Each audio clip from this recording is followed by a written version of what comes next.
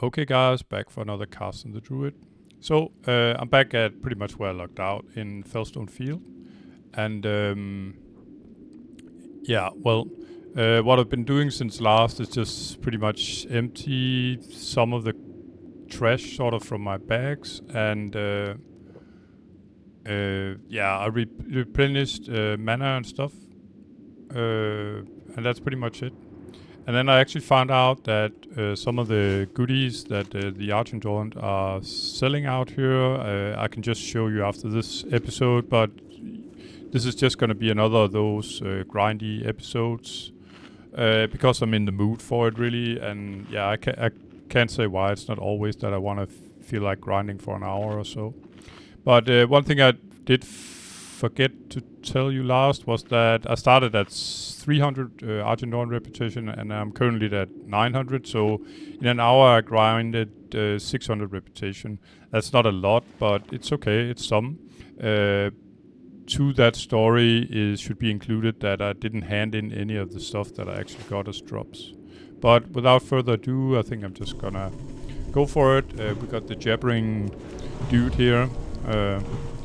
So yeah, I might as well start out with him. There's only one of these guys and he has this specific name, so I don't know if he's part of an alliance quest or something like that. He awards the same reputation as the others, so it's no big deal. And I got a mage sneaking up on me on the side here.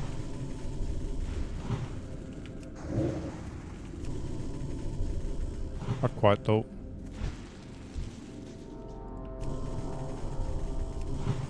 You could argue why I keep making videos about this. It's just some pretty straightforward grind, that's true, but on the other hand this is vanilla evolve, and if you want something you're gonna have to make an effort for it. It's not all just handouts here in vanilla. I'm not trying to disrespect the retail, and I haven't played it for long, so I couldn't even say how it's like. But from what I hear and from people I know that are playing it, it's not like quite like this. That you actually have to make a lot of effort in order to get certain things. And it's okay. It's we are all different. Nobody's the same. Everybody like their sort of the way things are, and the way it's different how people want to play the game, and that's quite cool and fine by me. But I like this old school stuff here where you really had to put in some effort in order to get some things. And naturally, as a hardcore, that's a double-edged sword, you could say, because when you eventually die, there is a chance, of course, that you don't, if you rarely disconnect and don't take too many chances and don't start doing hard dungeons or raiding, etc., then of course there is a chance that you won't die. But you'll also have trouble sort of improving your gear. And even though I'm not that much of a gear fanatic, then yeah, sure, of course, it feels good to increase your gear. Also because I can make nice fat crits like these, for instance, and you can get the things done that you want faster, or you can actually maybe even do them solo instead of looking for people to do stuff in a group.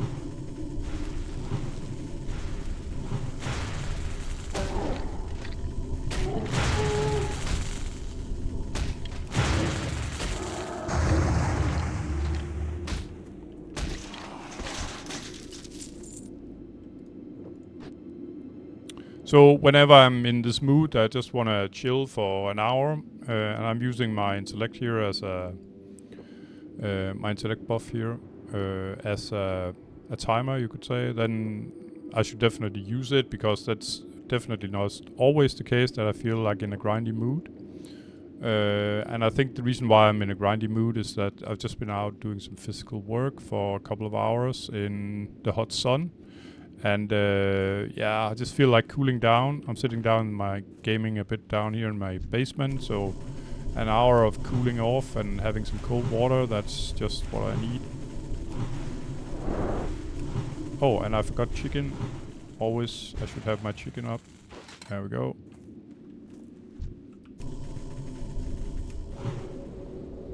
And again, it's no competition. I don't really... Well, of course I want as much reputation as I can get, but I'm not taking any chances. I'm in no rush. I'm not about to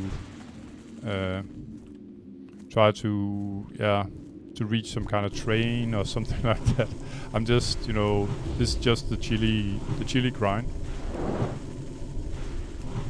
I can imagine if you wanted to do this sort of more efficiently, you could do it as a group and kill a lot more mobs faster, and everybody would get the same reputation, meaning 5 rep per kill. So that would probably be the smart thing to do if you wanted to get the reputation fast. And it's okay if you want to do that. I mean, there might be perfectly good reasons to try and get things done faster than this. But I'm okay with the chili grind.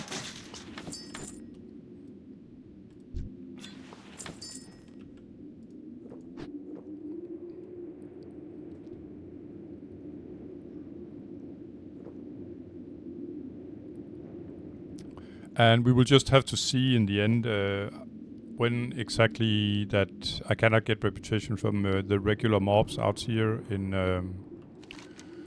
in Eastern and this is Western, but Western and Eastern Plaguelands. After that, I have to consider if I want to turn in the repeatable stuff that I have gotten as drops, meaning stuff like this, or if I just want a quest, or both. I'll see to it.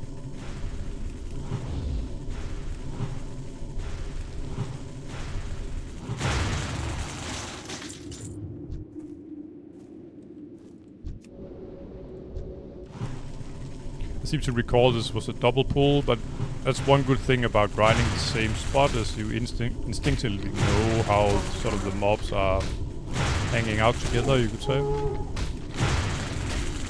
Or how sticky they are to each other.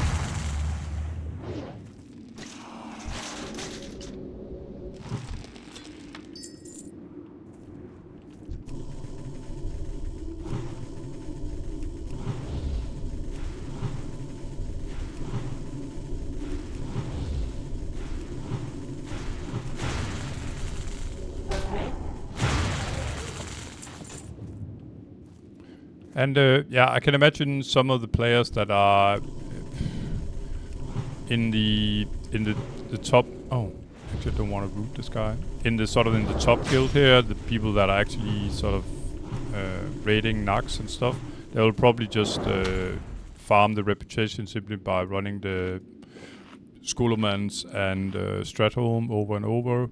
In this way, they can upgrade their gear at the same time. But I haven't got access to those kind of runs. And to be honest, even though, it's probably not rocket science, but still there's some bosses I'd like to read the mechanics about, especially a guy like Baron Rivendar, for instance, but there are others. I've seen people, even some from the pro guilds, that have wiped on occasion in these dungeons, so it's I'd like to update myself, that's for sure. And the dungeons I'm talking about is you got Schoolmans here on the island here, and in the neighboring zone here of Eastern Plaguelands up here is Stratholm. Stratholm, I probably told this before, but you can hear it one more time. And then Stratholm is sort of divided in two.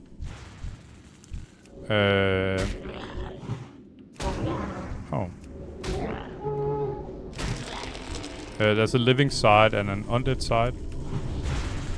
And there's a couple of quests I can imagine in each side.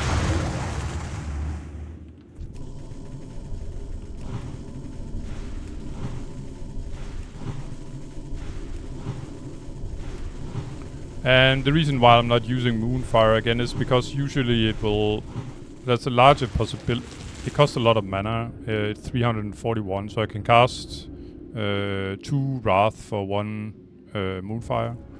And you could argue, of course, that I would kill the mobs faster, but I will also, there's an increased likelihood that I'm gonna break the root faster. So I usually just use the the Moonfire to finish a mob, or when they've gotten close to me and are interrupting me, my Wrath casting, the Wrath spell casting here, then I can use the Moonfire as a finisher.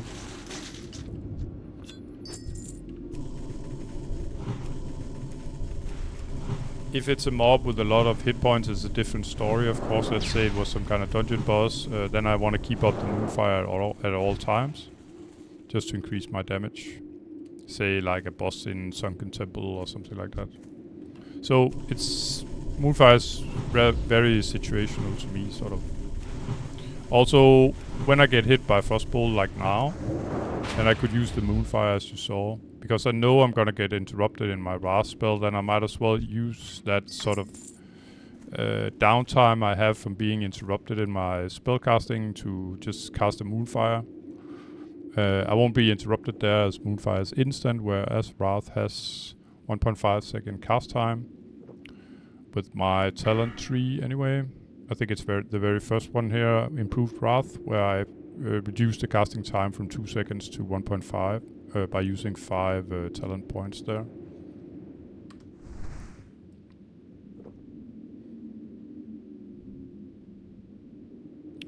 No Plague Blooms today. I guess I'll be alright.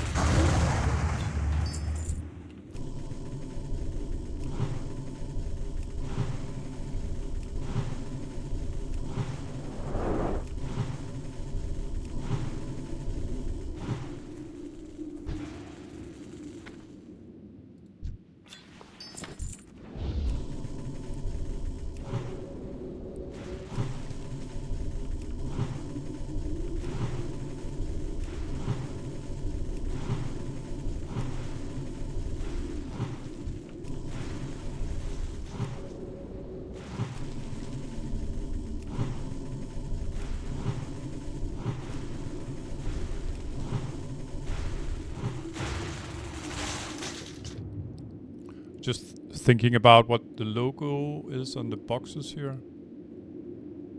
I couldn't say.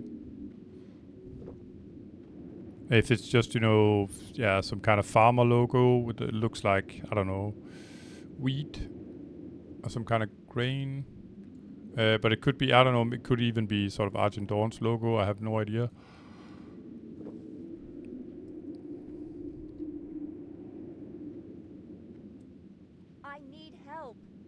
Yeah, you got help.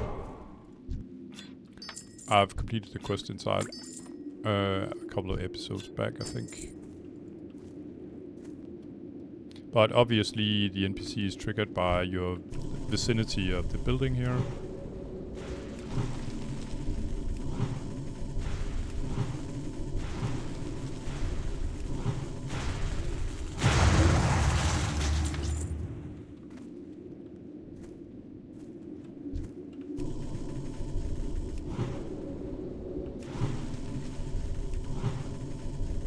And the Scarlet guys, the Scarlet Patrol seems to be chilling at the moment.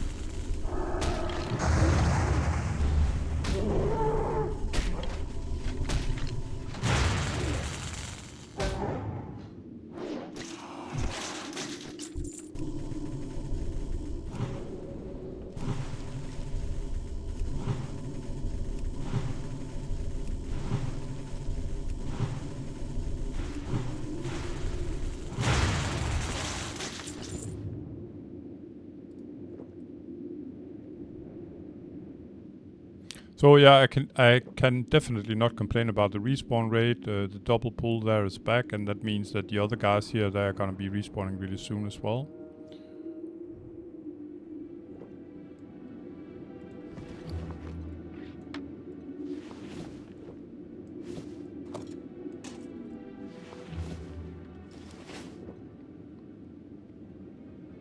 So as they are the greatest threat, you could say. So if I happen to pull one and I for some reason get these guys on top, then I'm gonna do these first guy first.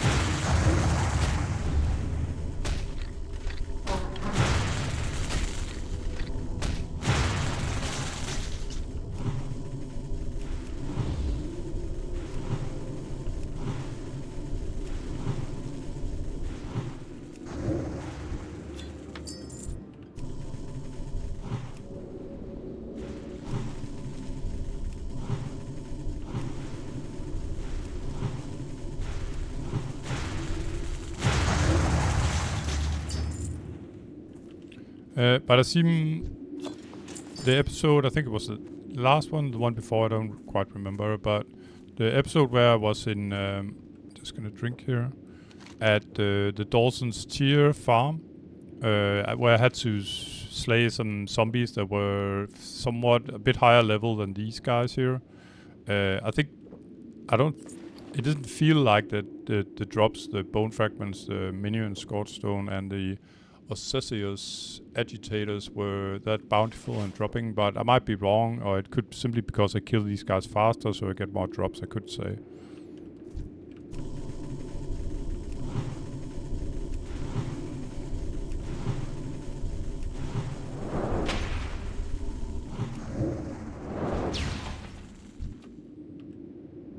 This looks like a double pull again, but yeah, I'll take it. Actually, it wasn't.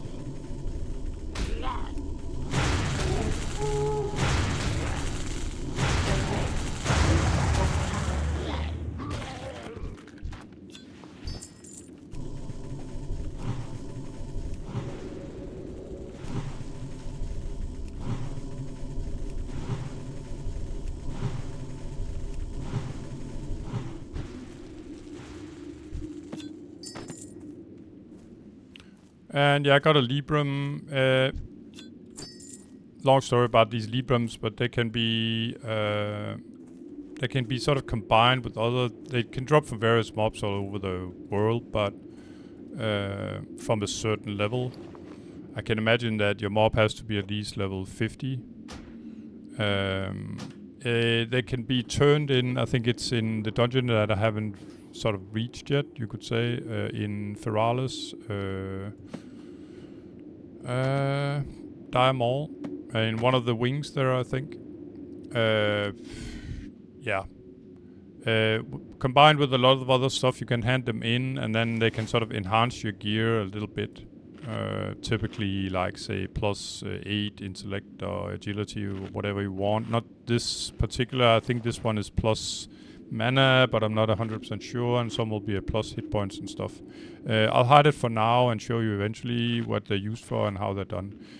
All I can say is that this is unique. That means that if I get another one, and that would say even if I had this one in my bank, then it will still count as unique. So that means I can only carry one of them.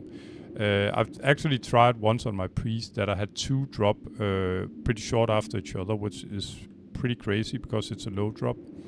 And it was unfortunately some of the good ones called Libram of Voracity, and they're worth close to 100 gold.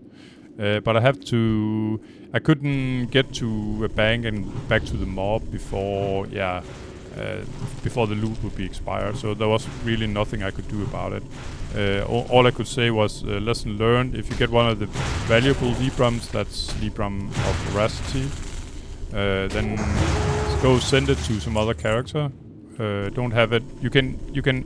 That character can actually send it back to you. But if you have it on you in your own bag, so in your bank, it counts as it's on you, and the item is unique, so you can only have one. So yeah, that's a little anecdote about that.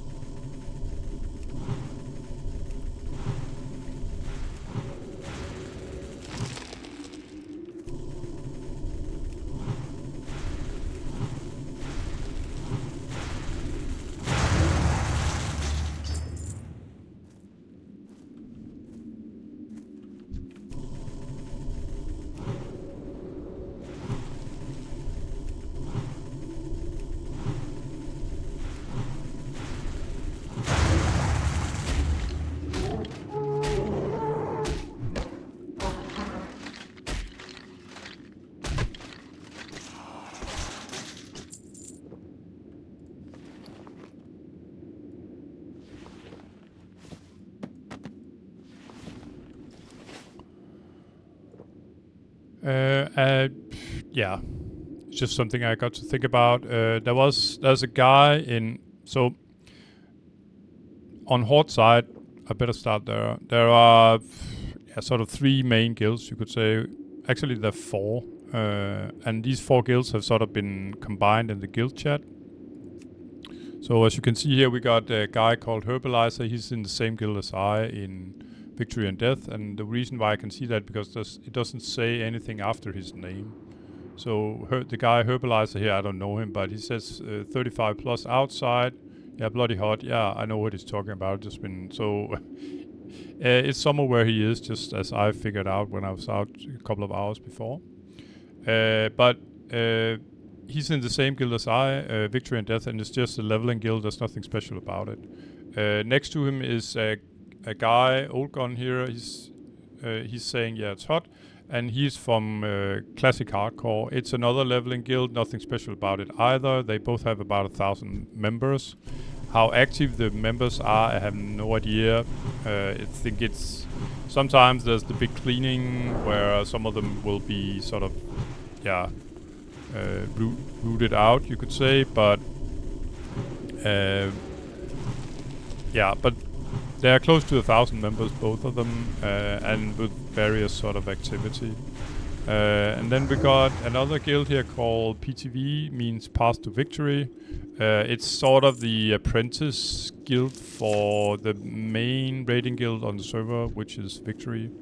But after the anniversary servers started, it was pretty hard on this server. It wasn't that high populated already. We did have two raiding guilds. There was another one called I forgot the name. Yeah, it's a bit embarrassing, but yeah, I did. But they sort of disbanded and moved on to the anniversary server, and so did a lot of the Victory guys. But lately, some of them have come back, and there's always been this core players, maybe 100-200, that has sort of stuck to the server and took the pain, you could say, of it was really hard to get dungeons, just regular dungeons, etc. But people stayed, and there's a very sort of resilient community here, a deep core on the server of Necrush. That's, I don't know, it's unbelievable what it has endured. I mean, with few players at times, but I definitely feel like it's going in the right direction now. And after we got Victory and some of the other guilds as well, from, of course, some of the other people from Path to Victory and Classic Hardcore and Victory and Death as well, they sort of, people can sort of fill in the gaps when they're missing people to the raids and stuff. And I'm pretty sure there's a very good tutorial from the guys that are running the raids and stuff. So it's all very sort of it seems very mature, let me put it that way, and good spirits, so to speak.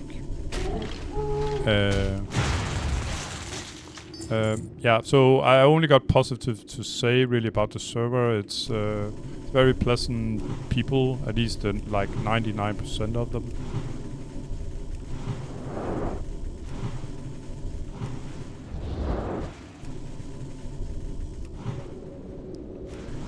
Oh yeah, and one that's sort of the status on the guilds and people on the server. But there was one of the guys, it's one from the sort of neighboring guild of Classic Hardcore. He had found the recipe of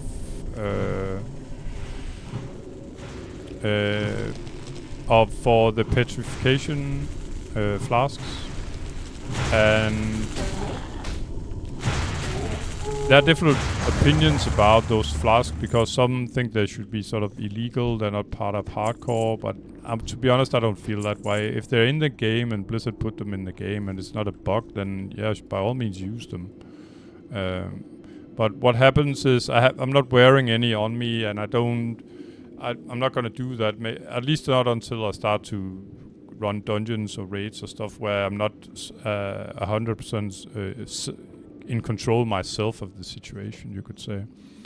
But these recipes, they normally drop from what I know in sort of high-end or higher-end raids, maybe even higher-end dungeons. I'm not quite sure about that, but at least in the higher-end raids. And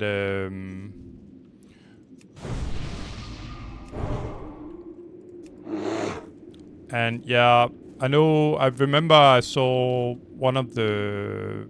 There was so much fuss about these flasks of petrification. What it does is that it makes you into stone, I think, for about a minute. So what you can do is that if you screw up something, you have a very big chance to actually survive it anyway, and that's what most raiders have been using. So they will have a second chance if something went wrong. So what you do is you, as far as I know, I've never used one actually, and they're very expensive. The mats are at least 50, 60 gold, something like that. So it's not something you use for fun, you could say. But what you do is you drink the potion if you're in trouble, and then you turn to stone for I think about a minute, and then you press Alt F4. That means you get instantly sort of booted from the game. And then you can always log in later, and you will probably have been teleported out of the instance. Just gonna root this guy. And this way you can sort of, if something went wrong, you have a chance at least that you'll survive a certain death or a very hard situation.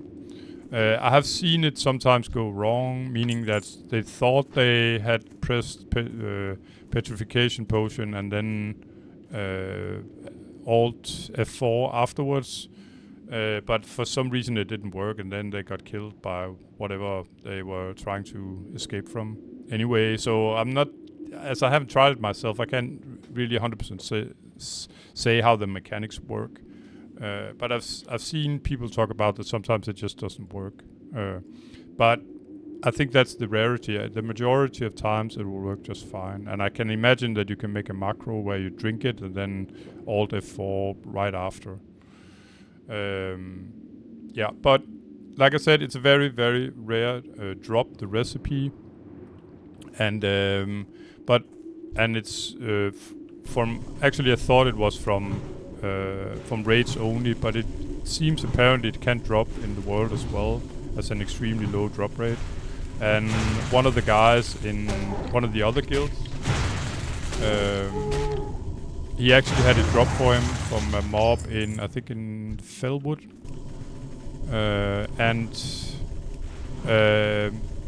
Even though he raids now and then, there are so many people at the moment that can make the petrification potion, alchemist like I am here, that it's not that much of a big deal that it dropped.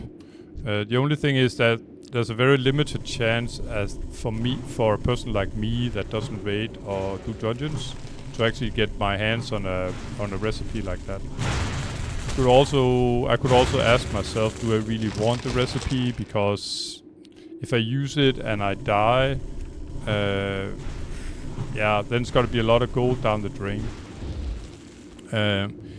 Anyway, this guy that had it drop, he put it up on the auction house for 900 gold and 1,000 gold buyout, which sort of shows you what kind of value the item has. And with the current situation where it's hardly a moneymaker because there's so many other people that can make it, and usually there's always like 2-3 potion of petrification at the auction house, and typically for around 70 to 90 gold a piece. And I could imagine the materials are maybe like around, I don't know, 50 to 70 if you want to buy them from the auction house. So you can make up to a 20 gold profit per flask, but there's fierce competition to sell those. So I wouldn't call it that much of a moneymaker. It would definitely be different if you were the only one that had the recipe. But with all that in mind, I made a bid to the guy. I saw him online. The guy, he had posted it. I think it's the second time he posted it on the auction house. And I bid him 650 gold for it. And I told him the truth that I'm not going to use it right away. I won't use it on this character. I mean, have the recipe until I'm pretty sure what I actually want to do with the character. And yeah, I might be, if I'm raiding at the time, at least it would. I'm not sure I'm ever gonna make it, but if it was, if I were to be raiding, it would be Nax. I mean, final stuff in Nax, and I knew what I was doing, and I was feeling confident about it, and confident about the people in the raid. In that case, then I might use it and start making some pots. Or flasks, that is. I think it's called flask of petrification. I'm not quite sure. But that's what I told him, because he asked if he could expect that I would use that I would make potions for the guild. And when you make potions for the guild, then you're not gonna get any profit out of it at all. So you could say, why make a 650 gold, which is quite a sum here in hardcore, at least on this server. Why make the investment if I can't make any money on it at all? And the reason is simply that the recipe is so rare that... Yeah, could you please die? The recipe is so rare that I may never see it again. I mean, up for sale anyway. Never is a big word, but still, it gives an idea about the value of the item. It's such a low drop. And naturally, or I can imagine that even the I haven't seen the recipe on the auction house before, not on this server anyway. It could have been, and then it was sold fast, or they were made some kind of deal and it was taken off again. But I visit the auction house, I'd say at least 2 times per day, something like that, and I've never seen it. So yeah, that was a story about the recipe of is it flask of petrification or potion of petrification? I don't recall.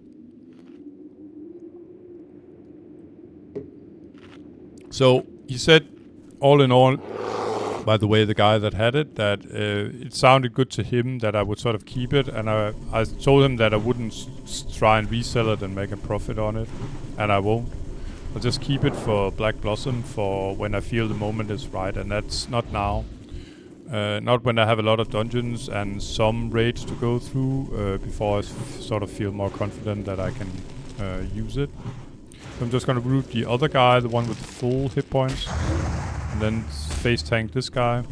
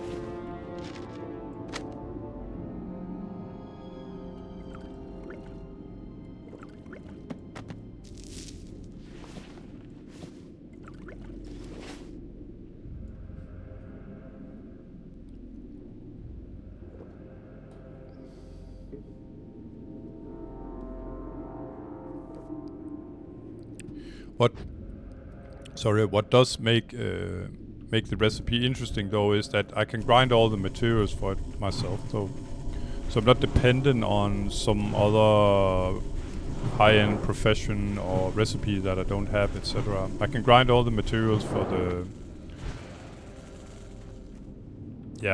potion or the flask of petrification. I don't recall what it is, but yeah. So that's a plus, you could say. So if I wanted to start making them, then I could make a ton of materials first, you could say, before I actually use the recipe.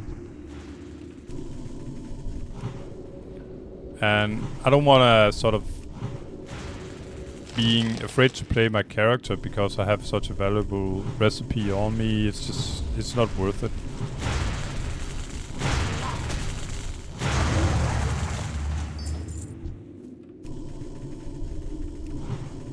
Because I can imagine some of the other guys that can make these petrification, let's just call them potions, they will probably just have, you know, stationary guys that are not gonna sort of risk themselves.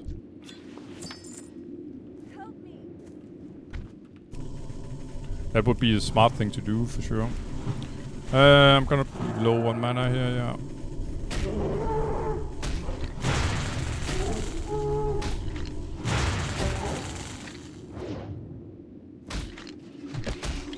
So I'm actually gonna use my innovate.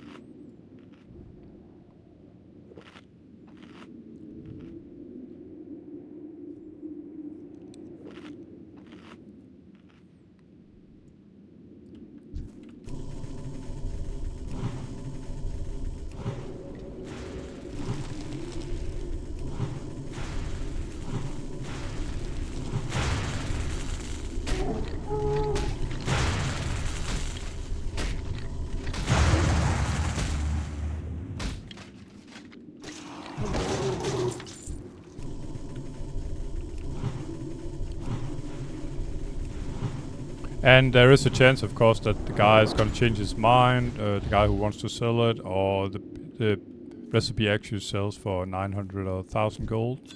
To me, 650 just seemed like a fair amount. I'm not making fun of him with an offer like that. It's not like I'm offering 300-400 or something like that. It's not a shameful bid, let me put it like that.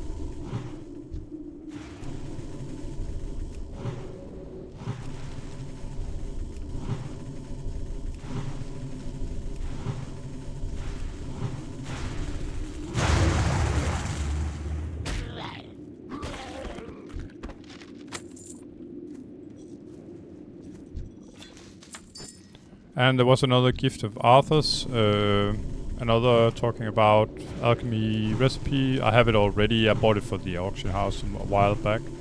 I found one here in one of the other episodes. And yeah, well, I haven't sold it. I saw someone had put it up for 20 gold. I put it up for 10. It haven't sold yet. But in the description about it, it says it's a very nice sort of recipe to have, even in raids, with the stats that it has.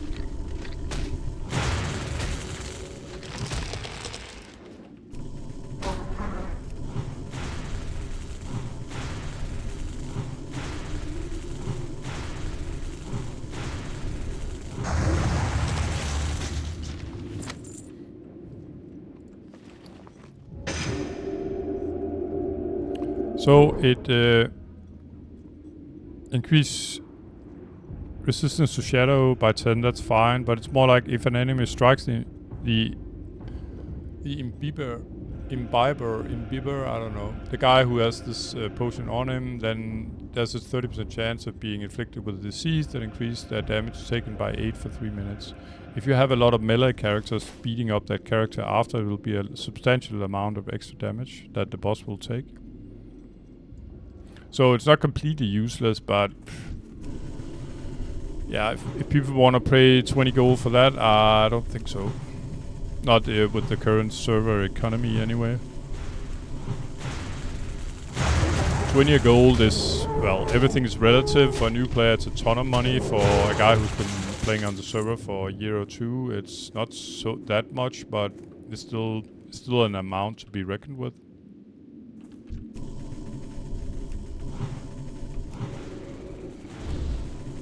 Yeah, no need to move the caster. He's not going anywhere.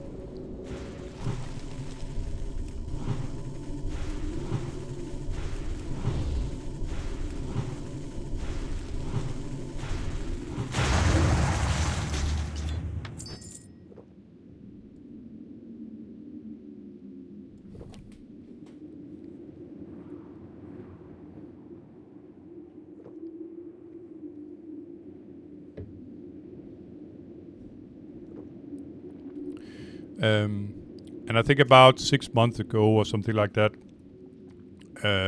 they sort of. By the way, here's one of this guy's snacks. Here is from Vic, meaning victory. So it's one of this, you could say, the major raiding guild. But what I wanted to say about all this is that I think it was a really brilliant idea to sort of bring back all of the player base here on the server when it's limited compared to, say, the anniversary server. And so it's even though you're not a raider or you're a casual player, you just come in, play once a week or every second week or something like that, you're still part of the community here. It's not just, the elitist jerks that are sort of, talking to each other. So everybody is sort of welcomed here and treated with respect.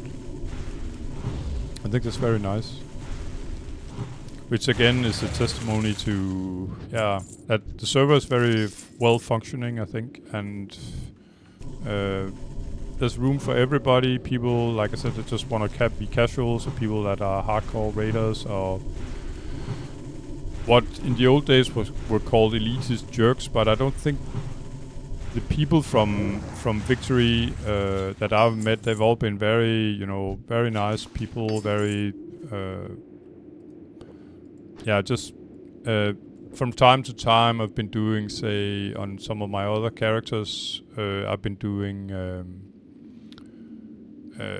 sort of elite, let's say the elite quest in the hinterlands or stuff like that. And you can really feel sometimes that when you are with these sort of pro players that they're just one step ahead all the time. I mean, they see problems before they arise. They are very good at, they don't do much. It's not a competition for them to sort of have the highest DPS or something like that. What's important to them is safety. So I remember, I'm not gonna say his name, but I remember his name. I met him twice actually. I met him actually on the first time I met him was a rogue from Victory. He's not playing on the server anymore. He said goodbye, but I've seen him log in now and then. But the first time I met him was actually in Strength and Vale in the arena, and I had a level 10 warlock that I'm actually playing now. It's over a year ago. I was grinding the trinket in the arena Grandmaster. Long story, but it's a trinket where you can there's a 30-minute cooldown on it, but you can absorb up to around 1,000 damage for 30 seconds. So it's extremely nice trinket to have, especially as a hardcore, because you can get it, and you can pretty much you can equip it from level 1 really. So but I was about to loot the chest, and then I got the thing is you get flagged for both factions when you jump down in the arena, and I got zapped. And I think I had 4 or 5. You need 12 in order to collect the trinket, and I thought, okay, it's over, I'm done. And I actually had a backup. I had my son, he was playing Hunter at the moment, and he was in there just for the thrill. He thought he had a, I don't know, level mid-30 something Hunter, and he would just engage anything. Where I was, so he was there for the adrenaline, I was there to get the item. And I got zapped, and I told him not to jump down and try and help me because we couldn't know who the perpetrator was. And then it was this guy from Victory, and I remember it was New Year's morning. So it might have been a year and a half ago, probably is. I had that log sort of idling for a long time, but I did get the trinket, and I have it at the moment on my log, who's level, I think I just dinged level 33 or so. Oh, sorry, 43. But he zapped me, and then he took the chest. And as soon as I sort of got out of the zap, he was still looting the chest. And even though we're both horde, there's no guarantee that he's not gonna one-shot me. He was level 60. but he didn't. And naturally, I left him alone. I just ran up from the arena, and yeah. Then when after I think it's 30 seconds, the sort of you get a sword when you jump down in the arena. Instead of being sort of flagged with Horde or the Alliance flag, if you are sort of flagged, I'm not gonna test that out now, but it means that you're open for PvP, meaning that you can PvP on others and they can PvP on you, meaning player versus player. But when you jump down in arena, it's like free for all. So Horde can attack Horde, Horde can attack Alliance, Alliance can attack Horde, Alliance can attack Alliance. It's all you can be in group though, so you don't sort of attack your own guys. Everything is possible, you could say, but it's possible to kill people from your own faction as well. Personally, I would never do that unless, let's say I'm level 60, I'm opening the chest, and some level 30 is trying to DPS me or trying to crowd control me or something like that. Then I would say you were asking for it, and I'd probably kill you. But other than that, I would never kill someone from my own faction. I probably wouldn't kill an Alliance guy either. This is not a PvP server, so I would say it depends on the circumstances. If people ask for it by being provocative, yeah, sure, they can get it. But if they are sort of behaving, which I think I did, I mean, the rogue sort of made his presence that, okay, I want the chest, I'm level 60, you're level shit, get lost. I got the message instantly, so I just backed off the chest after the sap was over and he could open it in peace. And afterwards he came up when the sword was gone and I wasn't flagged anymore, and neither was he. And then he came out of stealth, and he just said, "Have a nice New Year and have a nice day," stuff like that. And I think that was pretty cool.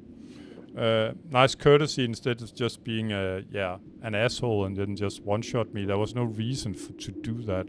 I mean, it's easy to be an asshole. It's more, it takes more effort to be, a good guy or just showing some chivalry, really. So, yeah, that's a story about one of the few of these victory guys that I sort of really knew. And then a while after, I didn't tell him about the other episode, but I remember it. And that's another thing, that when people do something like that, I remember it as a good thing, really. But after, I don't know,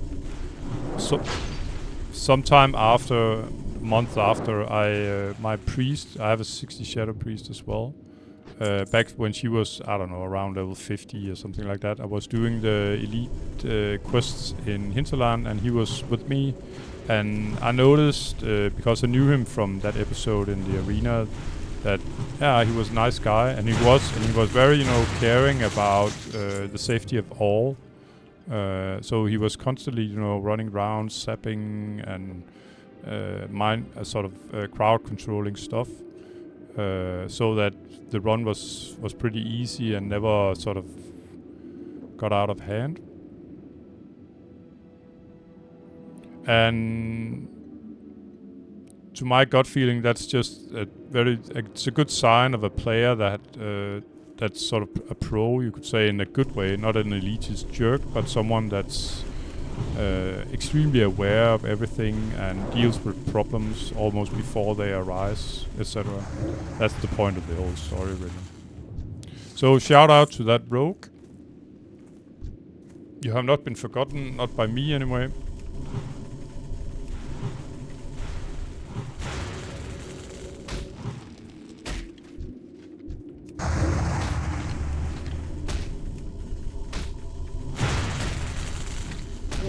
But now and then in arena, I still see people getting killed there. So yeah, and to be honest, if the rogue had chosen to kill me, I couldn't say it. You can't say anything about it. It's like, it's the one place you decide yourself if you want to risk it of getting killed. So I wouldn't have moaned or anything if he had killed me.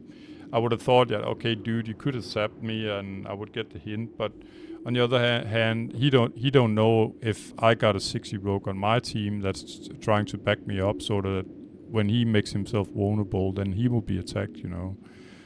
You could say the safest thing would maybe be to just kill me. So you can always argue, depending on Eye of the Beholder that's looking at the situation. I think we're just gonna buff up everything again here. Got 8 minutes left. This is a 30-minute buff, so yeah, I'm gonna wait with this one. But yeah, times, to me anyway, maybe not to you, but to me, the times go a little faster when I'm mouthing off here about my anecdotes of the past.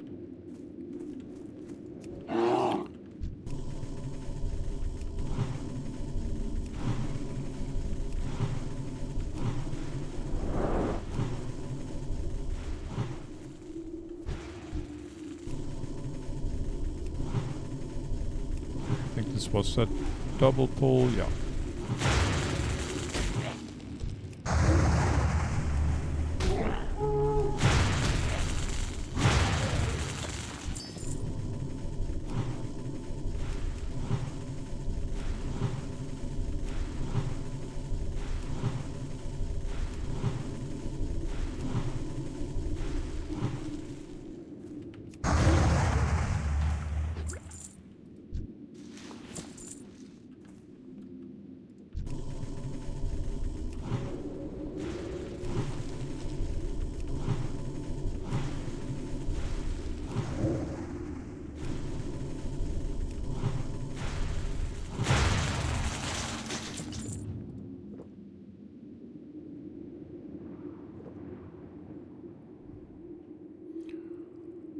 And let's see, so I started up, last time I got from 300, I think actually 305 to 900.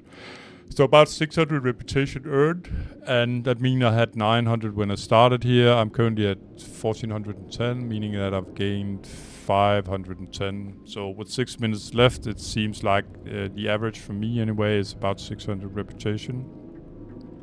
And naturally there's gonna be more when I hand in this stuff.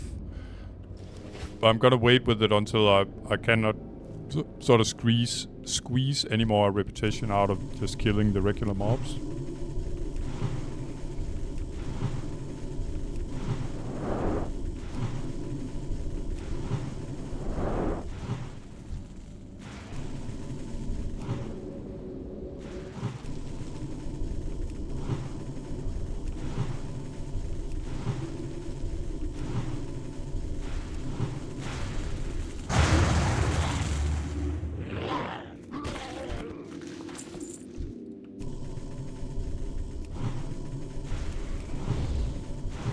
And some poor guy died here by Kolka Stormer, pretty regular mob in the Barrens.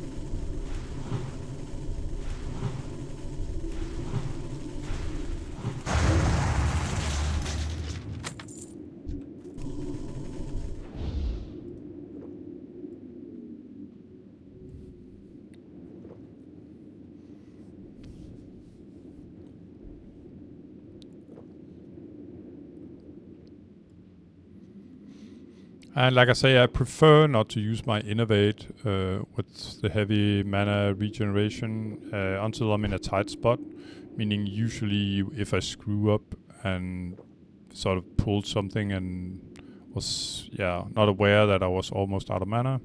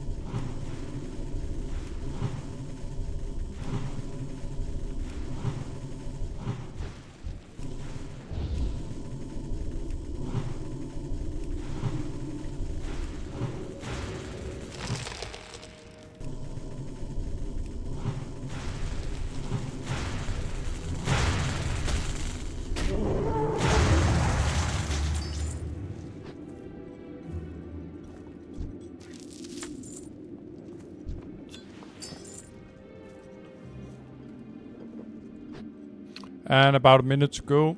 So I should try sort of, thinking about working my way out of this field.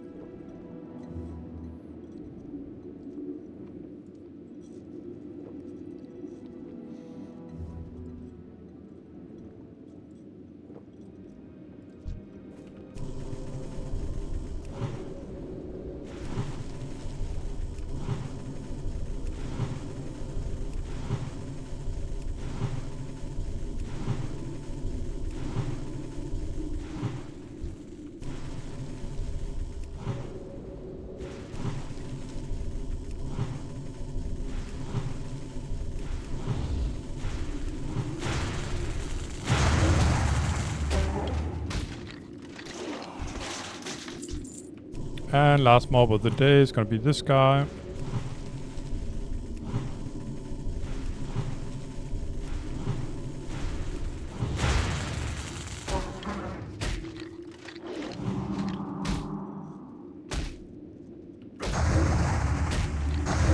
There we go.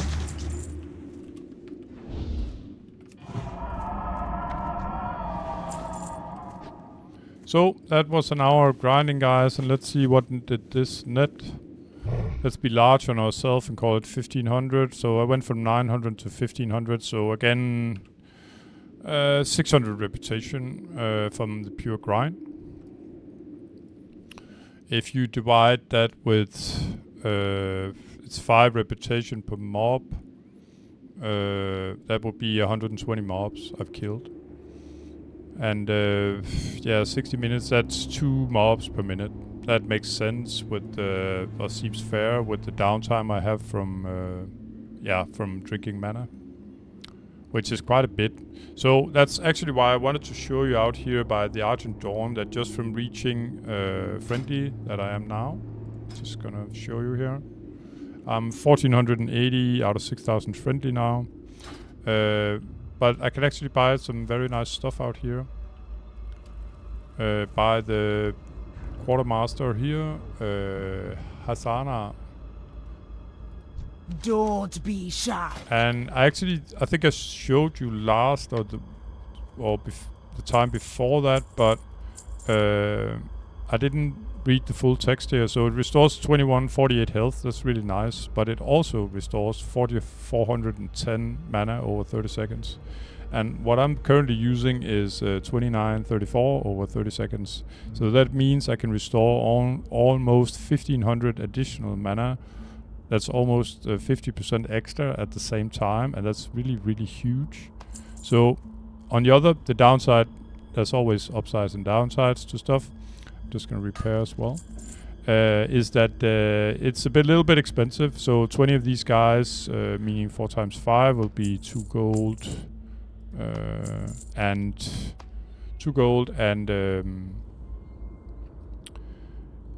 60 silver.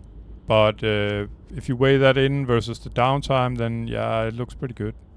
So I'm just gonna equip this here, and to be honest, I'm gonna be cheap, and I'm just gonna use all my the morning glue, the morning glory dew that I have already invested in. So with my newfound friend here, Quartermaster Hasana here, I'm just gonna log out. I haven't sort of made up my mind about what I'm gonna do last, if I'm gonna do a grind more or maybe do a quest or something like that, just to so it won't be that sort of monotone to watch, you could say. But then again, I feel like, you know, it's a good thing to show how much work there actually is in if you want to get something done here at 60 especially. So with that in mind, guys, thank you very much for watching, and I'll see you in the next one, I hope. Take care, bye bye.